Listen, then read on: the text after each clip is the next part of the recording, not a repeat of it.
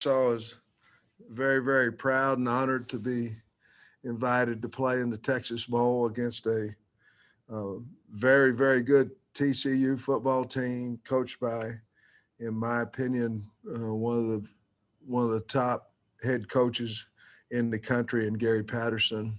Um, his team plays extremely, extremely hard.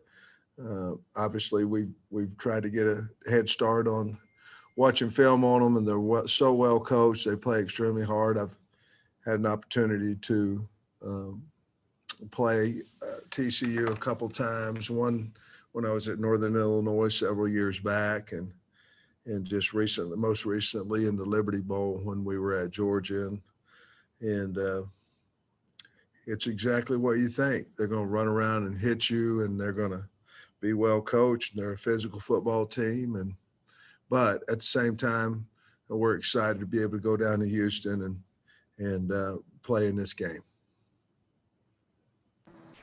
E. Murphy. Hey, Sam. Gary was just saying that he's known you for a long time. I wonder what your relationship has been like, and what you think of him. Well, I think he's a wonderful person, a heck of a football coach. You can see by the way his players play for him and for that staff they have. I've known different guys that I coached with that coach with Coach Patterson, several. And Coach Patterson, a Pittsburgh State guy and Kansas man. And so that's where, we started. And then we knew we both know several different guys in the business. And then so I don't have I don't communicate with Coach Patterson, on a monthly or basis or anything of that nature, but I do run into him some in recruiting and have an opportunity to visit with him. And I think there's certainly a mutual respect between he and I, and goes as far back as Kansas. I have another, but I'll circle back around after some others. Thanks. Andrew Hutchinson. Yes, Sam. Coach Patterson was talking about Sam Carter being a kind of a coach in his secondary when he played for him. I mean, what was Sam's reaction to this game, and do you think it's kind of a cool event for him to get to play his alma mater? Well, I would imagine it was. I'd certainly be lying to you if I talked to Sam about it, or for that matter, any of the other coaches yet about playing TCU. We found out we did. The guys came in about 35 minutes ago, and they're breaking down TCU tape. We'd already started that process, but they're in their meetings and putting a game plan together. So we have not had a staff meeting yet. We'll a little bit later tonight. I'm sure he's excited. Sam Khan. Hey, Sam, I know it's different these days, but I'm curious if playing a bowl game in Texas has any tangible benefits for your program from a recruiting standpoint. Well, I think so. I think, you take the Hog brand down there, and I think Arkansas is well received in Houston and for that matter in the state of Texas. Obviously you can help yourself more in recruiting if you win the game, and so certainly we'll put all our efforts into doing that. We know how good TCU is, and we know it'd take a great effort by us, but we're certainly going to try to get our program back on the map. And how you do that is go to bowl games and ultimately win the game. Yeah, on that note, I guess how valuable is, your program getting to go to a bowl game in your first year? I think it's real valuable. We'll always have folks that say, well, we were 3-7 and things of that nature. But, if you look at our schedule, and you look, obviously we played 10 SEC games and certainly played, I think, maybe 4 of the top 9 teams in the country, and let alone with the other guys. I feel like we've, if nothing else, because of our schedule, we've earned a bowl situation, but our guys are, like I say, I think it's a big deal, and to be honest with you, I believe we've earned it, and so we'll see what happens. Thanks. Dorian Kraft.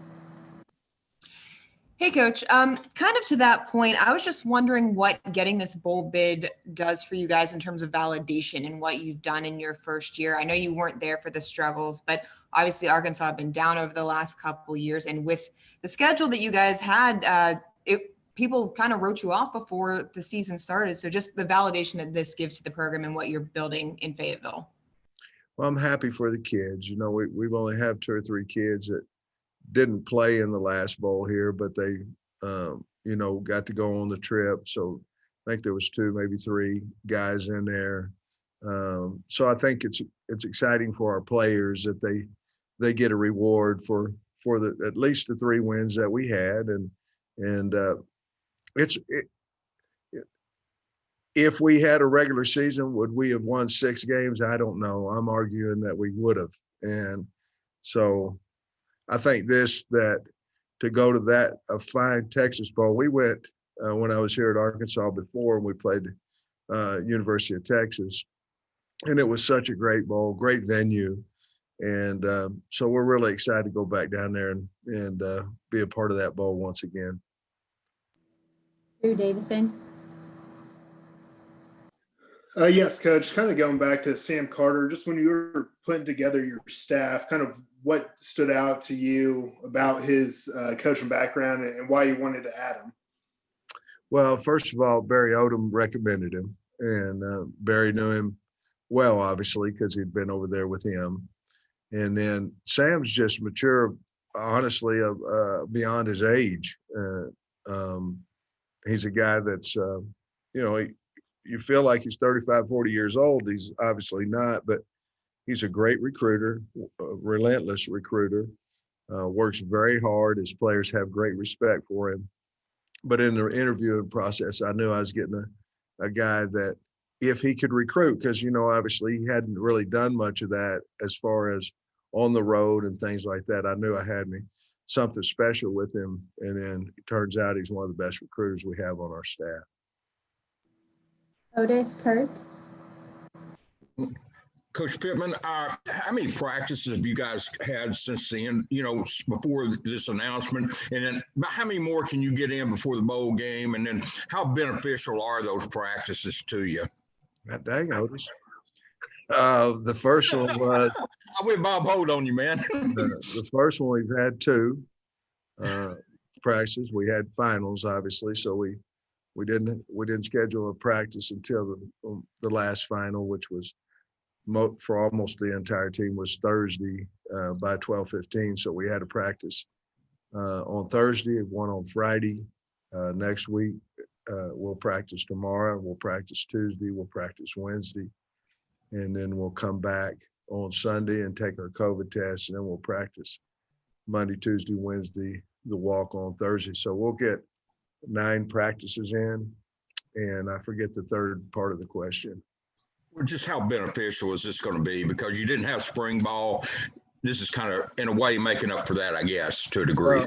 Honestly, it already has, to be honest with you, because, you know, on Thursday and Friday, we worked our older guys and did individual and did some things of that nature for about 40 minutes. And then we scrimmaged, tackle to the ground, inside run, scrimmaged. The first day it was 20-minute running clock, and then the second day it was 30 plays with the young guys. And you know, you can't really see all together what you have until you get them live. And if you're not able, because you know we haven't been in games where we're able to get the younger kids in the game this year, that was really beneficial for us the last 2 days. Thanks, guy. E. Murphy. Sam, if I'm reading Twitter properly, I think you've had a couple of coaches become dads in the last week. I wonder if they've had a minute to spend time with their family. And also, is it your intention to bring back the 10-member staff intact at this point? Well, first part of that is, yeah, we've had two new ones added to our staff and to our family. And from what I'm understanding, everybody's doing great. And And they did have a day that both coaches took a day there. Certainly, with it not being during the season, obviously they could have done it anyway, but not being, we didn't have a game on Saturday. It kind of came at a convenient time as well. And, they Cooper and Step, their babies were born on the same day. I thought that was kind of cool. And and you asked another question. I'm sorry. Yeah, you want to bring back all 10? Is that what you want to do? Oh, we always have a talk at the end of the year. We'll have a talk at the end of the year and visit about that. But certainly, I'm ecstatic about our staff and very proud of our staff. And we'll have a visit at the end of when the bowl's over with. But the plans are to bring everybody back. We'll take two more. Trey Biddy. Hey, Coach, I was just curious about your thoughts now that the regular season is over, just with all the stuff with COVID and being able to successfully navigate and actually play a 10-game schedule. Really proud of that.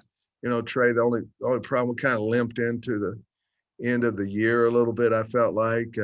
We had a few close games that we couldn't close out that maybe earlier in the year we might have. I don't know that, but I'm really glad that we were able to get this schedule in. I'm glad we played it. You got hit early with Georgia and Florida, and then the two neutral games were no longer neutral anymore. You had to go to College Station, you had to go to Columbia, and then the COVID and all that. With all that said, to be where we're at and be invited to the Texas Bowl at this point with a healthy football team, I'm just really proud of everybody involved, the way that we got through the 10 games. Last question for Trey S. Yeah, Coach, I was wondering if you could comment on the fact that you're going to play the last game of 2020, that physical calendar year of 2020. And then also, what was the reaction from the players when they found out it was Houston in the Texas Bowl? Well, the only reactions that I've seen are just a few of them on Twitter. We haven't had they're off today. And so, we did not have a Zoom team meeting or anything of that nature. There was certainly a thought that went through our mind, but we didn't know exactly when we could release it, and so I didn't want the players sitting there waiting for 30, 40, 50 minutes. The other thing is that being the last game, it's going to be pretty cool, There might be a lot of people in the second half. It might be blurry to them and all that kind of stuff, but it should be, I remember watching the game, it's the last game. You're going to have a large audience. It's going to be kind of neat. That's it. Thank you so much, Coach, for your time. Thank y'all.